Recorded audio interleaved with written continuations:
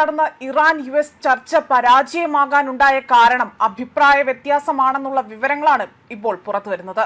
ആണവായുധം എന്ന സ്വപ്നം ഇറാൻ ഉപേക്ഷിക്കണമെന്നും അത് ഒന്നും രണ്ടുമല്ല 20 വർഷത്തേക്കെങ്കിലും ആ സ്വപ്നം ഉപേക്ഷിക്കണമെന്ന യുഎസിന്റെ ആവശ്യം ഇറാനെ കൊണ്ട് അംഗീകരിക്കാൻ കഴിഞ്ഞില്ല എന്നതാണ് ഈ പരാജയത്തിന് കാരണമായി തന്നെ എടുത്തു പറയുന്ന ഒരു വസ്തുത.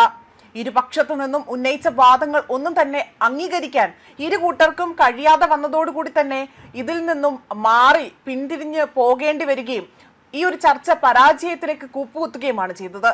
എന്നാൽ വീണ്ടും രണ്ടാം ഘട്ട ചർച്ചകൾക്ക് ഇരുപക്ഷവും ഒരുക്കങ്ങൾ നടത്തുന്നതായിട്ടുള്ള റിപ്പോർട്ടുകളാണ് ഇപ്പോൾ പുറത്തു വരുന്നത്.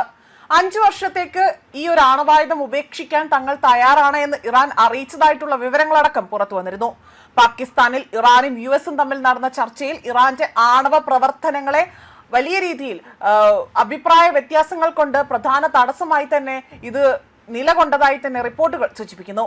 ഒരു കരാറിലേക്ക് അടുത്തെത്തിയിരുന്നു എന്ന് ഇരുപക്ഷവും വെളിപ്പെടുത്തിയിരിക്കെ തന്നെ ചർച്ച പരാജയപ്പെട്ടതുമായി ബന്ധപ്പെട്ടുള്ള കൂടുതൽ വിവരങ്ങളായിരുന്നു പുറത്തു വന്നത്. ഇറാന്റെ യുറേനിയം സമ്പുഷ്ടീകരണം അത് മരവിപ്പിക്കുന്നതിന്റെ കാലപരിധി സംബന്ധിച്ച് തന്നെയായിരുന്നു പ്രധാന തർക്കമെന്നതാണ് ഇരു രാജ്യത്തെയും ഉദ്യോഗസ്ഥരെ ഉദ്ധരിച്ചുകൊണ്ട് റിപ്പോർട്ടുകൾ സൂചിപ്പിച്ചിരിക്കുന്നത്. ഇറാന്റെ യുറേനിയം സമ്പുഷ്ടീകരണം 20 വർഷത്തേക്ക് മരവിപ്പിക്കാൻ US നിർദ്ദേശം നൽകിയിരുന്നു.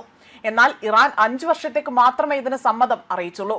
എന്നാൽ US പ്രസിഡന്റ് ഡൊണാൾഡ് ട്രംപ് ഇറാന്റെ ഈ നിർദ്ദേശം തള്ളിക്കളയുകയും 2 ഇറാനിയൻ ഉദ്യോഗസ്ഥരെയും ഒരു US ഉദ്യോഗസ്ഥനെയും ഉദ്ധരിച്ചുകൊണ്ട് റിപ്പോർട്ടുകൾ പുറത്തുവിടുകയുമാണ് ചെയ്തിരിക്കുന്നത്. ശുദ്ധീകരിച്ച യുറേനിയം ദുർബലമാക്കണമെന്ന് ഇറാൻ പറഞ്ഞെങ്കിൽ പോലും US അത് നിരസിച്ചതായും റിപ്പോർട്ടുകൾ പറയുന്നു. പിന്നീട് അത് വീണ്ടും സമ്പുഷ്ടീകരിക്കാൻ സാധിക്കുമെന്നതാണ് US ഇതിനായി തന്നെ ഈ ഒരു തടസ്സമായി തന്നെ വ്യക്തമാക്കിയിരിക്കുന്നത്. അതേസമയം ചർച്ച തുടരാനുള്ള സാധ്യതയും US ഉദ്യോഗസ്ഥർ ഇവിടെ നൽകി കഴിഞ്ഞിരിക്കുകയാണ്. ഇതിന് സ്ഥിരീകരണം നൽകി രണ്ടാം ഘട്ട ചർച്ചയ്ക്ക് പാകിസ്ഥാൻ ഇരു രാജ്യത്തെയും ക്ഷണിക്കുകയും തുർക്കിയുടെയും ഈജിപ്തിന്റെയും പിന്തുണയോടെയാണ് പാകിസ്ഥാൻ രണ്ടാം ഘട്ട ചർച്ചയ്ക്ക് തയ്യാറെടുക്കുന്നത് എന്നതാണ് പാക് മാധ്യമങ്ങളടക്കം റിപ്പോർട്ട് ചെയ്തിരിക്കുന്നത്. യുഎസും ഇറാനും തമ്മിലുള്ള 2 ആഴ്ചത്തെ വെടിനിർത്തൽ അവസാനിക്കുന്നതിന് മുമ്പായി തന്നെ അത് ഈ ഒരു ചർച്ച നടന്ന എന്നതാണ്, അല്ലെങ്കിൽ അതിനൊരു നീക്കം നടത്തിയതായി തന്നെ വെളിപ്പെടുന്നുണ്ട്.